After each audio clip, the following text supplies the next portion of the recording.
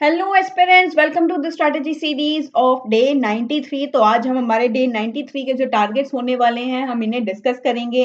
ये आपके लिए एक स्ट्रैटेजी सीरीज बनाई गई थी ताकि आपके जो यूपीएससी का जर्नी है आपको जो है डेली टारगेट्स का पता लगे कि मुझे क्या पढ़ना चाहिए, जो एक एस्पिरेंट की लाइफ में एक सबसे बड़ा टारगेट रहता है।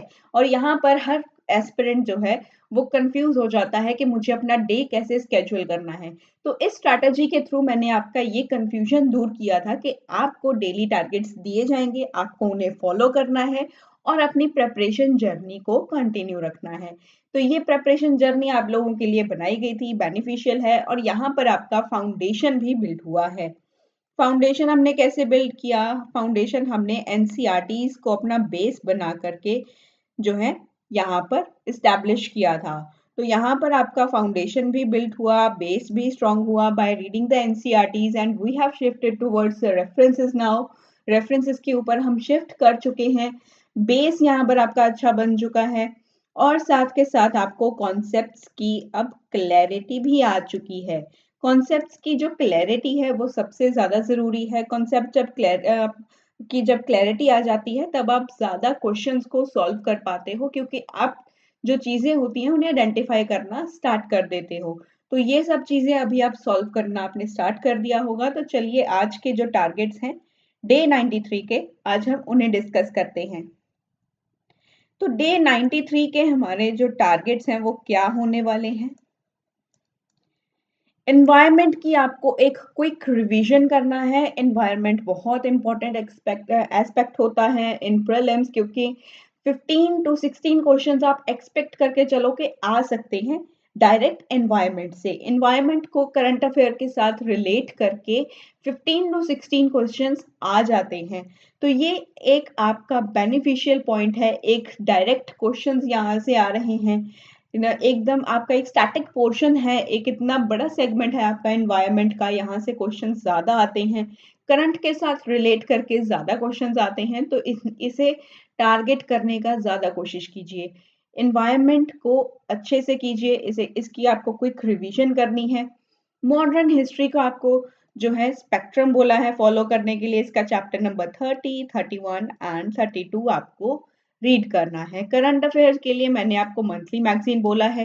किसी भी कोचिंग इंस्टीट्यूट का मंथली मैगजीन फॉलो कर सकते हो कि जो भी आपकी प्रायोरिटी है, आप उसको जो है चाहते हो कि मुझे इस कोचिंग इंस्टीट्यूट का जो है करंट अफेयर वो जो है अच्छा लगता है, मैं इसी को ही फॉलो करूंगा या करूंगी, तो आप उसे ही अपनी प्रायोरिटी के बेसिस के ऊपर आप उसे चूज कर सकते हो।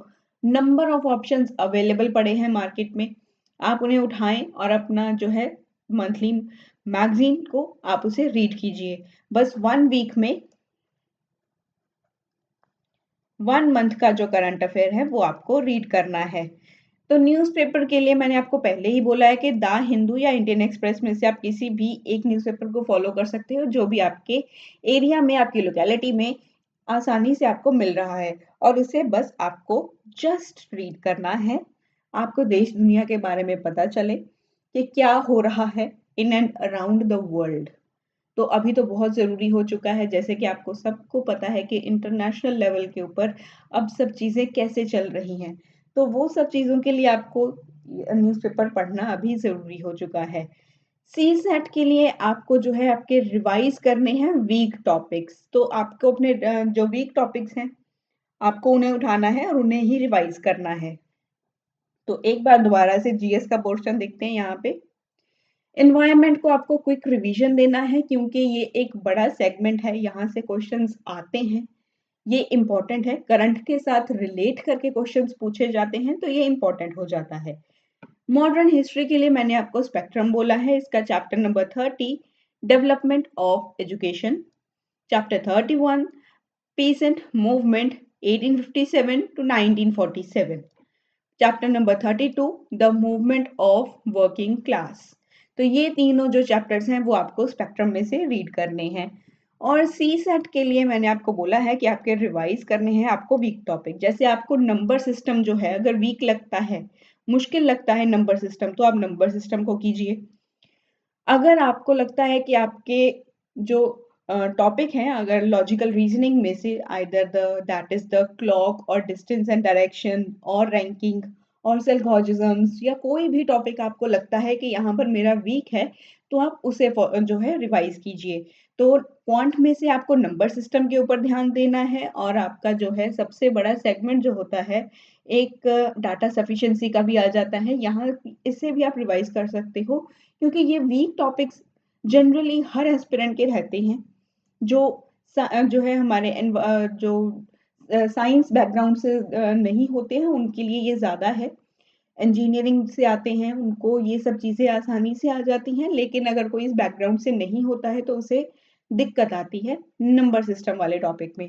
तो आप नंबर सिस्टम को अच्छे से रिवाइज़ कीजिए क्योंकि ये एक बड़ा सेगमेंट है, यहाँ से क्वेश्चंस सीसैट में ज़्यादा पूछते हैं। तो आपको अपना क्वांटिटेटिव एप्टीट्यूड में से आपको अपने प्रायोरिटी के हिसाब से देखना है कि आपको कौन-सा जो है सेगमेंट आपका वीक लगता है।